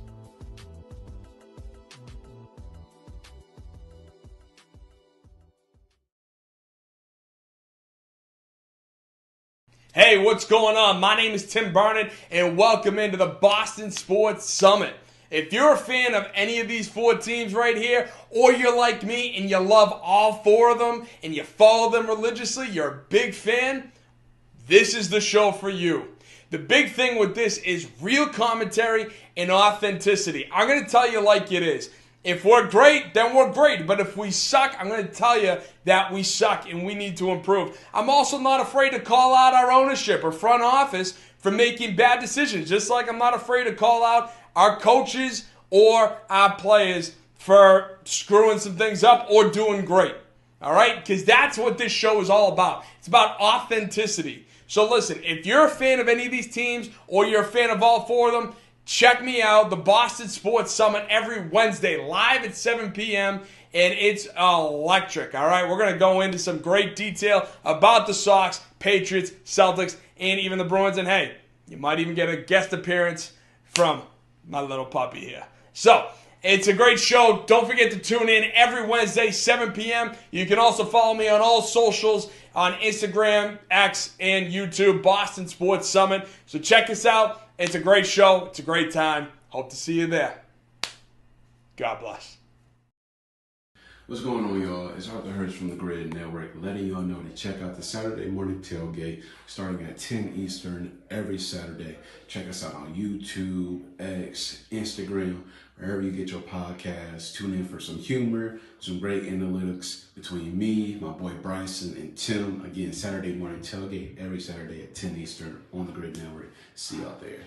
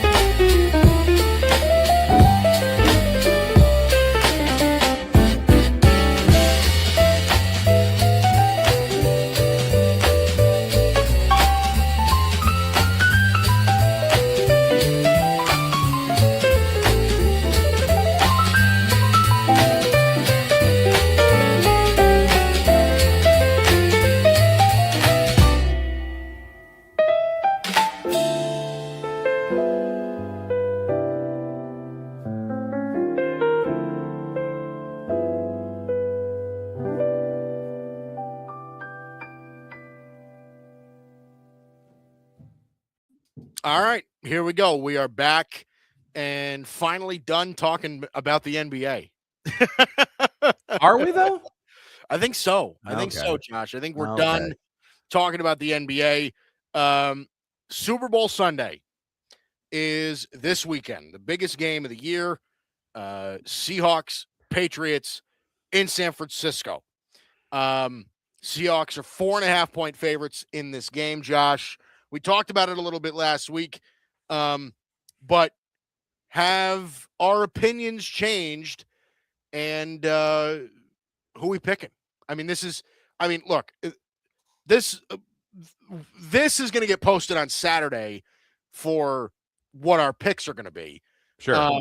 So what do you think, Josh? Seahawks, Patriots in the Super Bowl. How do you see it playing out?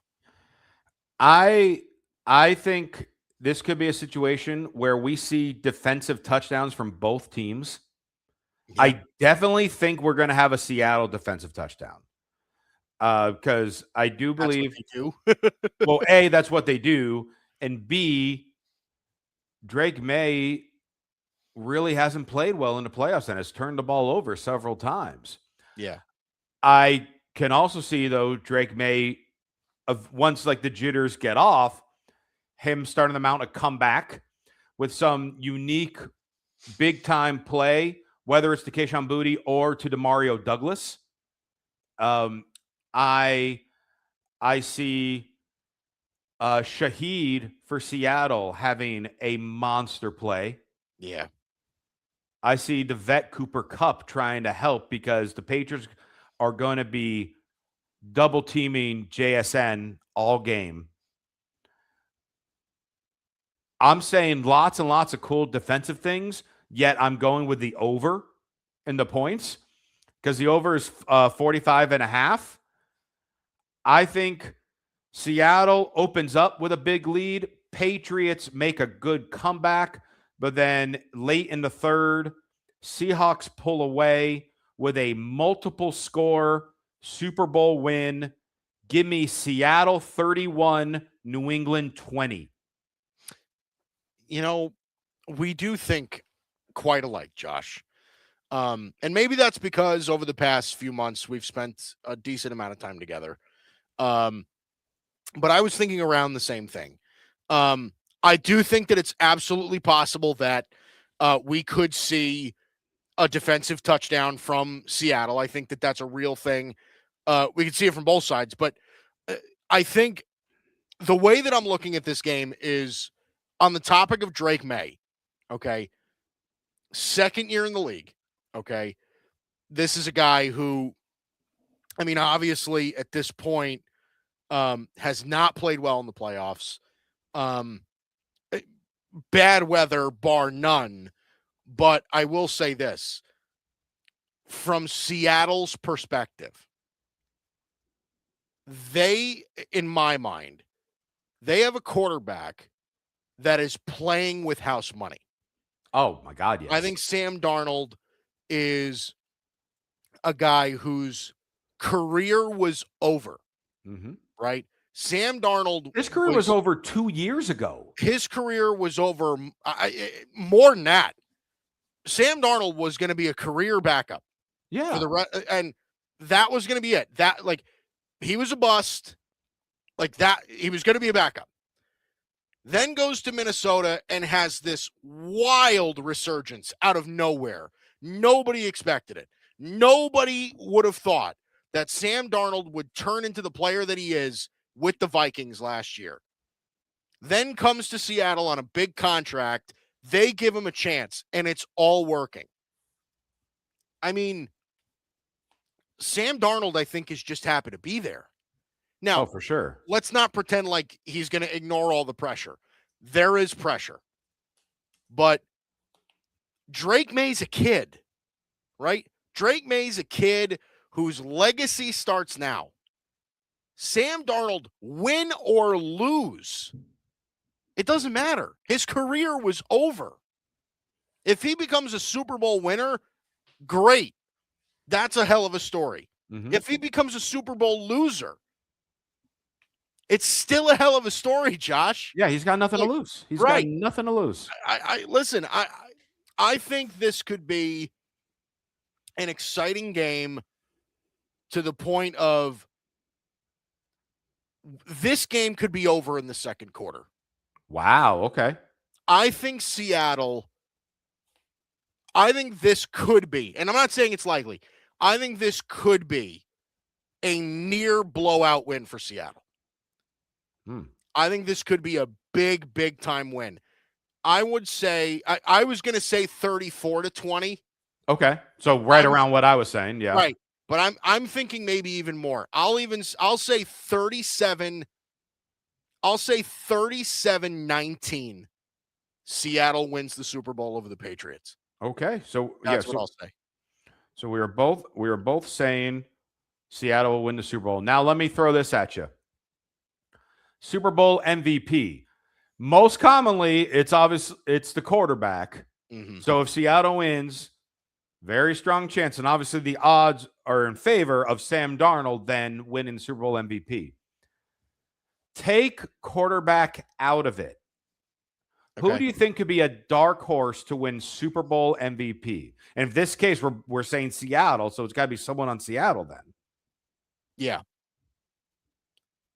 I'm going to say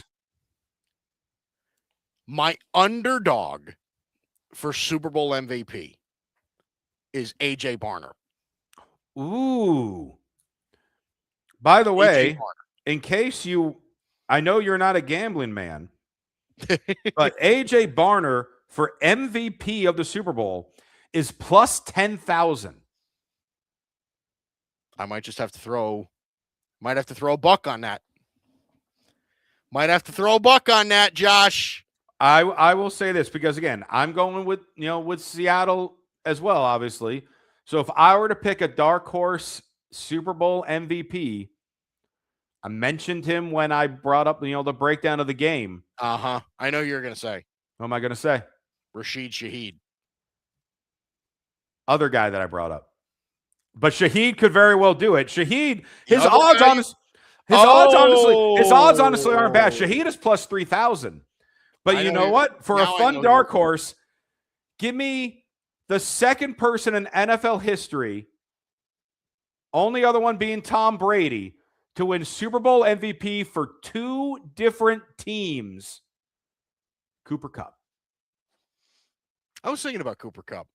Cooper Kupp's at plus 7,500 for Super Bowl MVP because I honestly don't think Jackson Smith and Jigba is going to have a JSN type game because the Patriots are going to, that is who their MO. They're going to be like, contain him. And when I say contain, he might still have one touchdown and like 60 to 70 yards, which for most receivers is great. But for JSN, that's just like an mediocre at best. Cooper Kupp will suddenly have like an 8-catch, 2-touchdown game and be your dark horse MVP. And everyone in LA will be furious.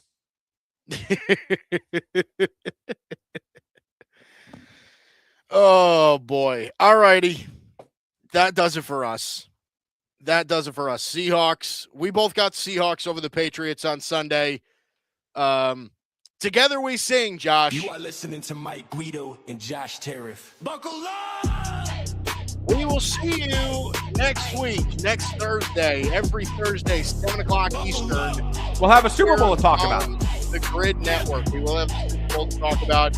I'm still a little pissed about James Harden.